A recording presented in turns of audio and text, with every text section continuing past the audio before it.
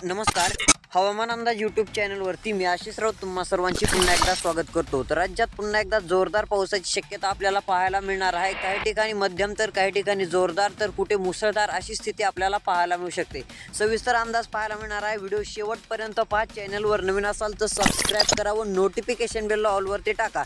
खूप सारे जण व्हिडिओ पाहतात परंतु सबस्क्राईब करत नाहीत. सबस्क्राईब केलं की रोजची रोज हवामानाचे अपडेट याच चॅनलवरती पाहायला मिळेल. तर चला पाहूया अंदाज.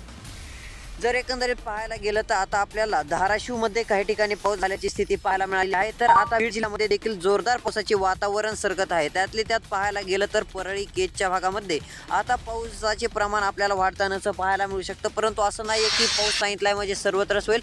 तुरळक भागामध्ये आपल्याला पाऊस पाहायला मिळत असतो.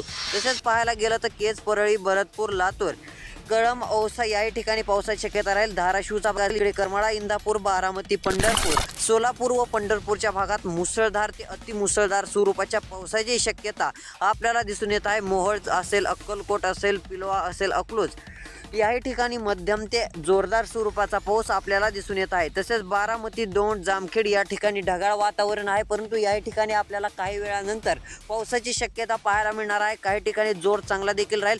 तसेच इकडे नाशिकमध्ये काही ठिकाणी पाऊस देखील झालेला असेल तर काही ठिकाणी चालू देखील असेल.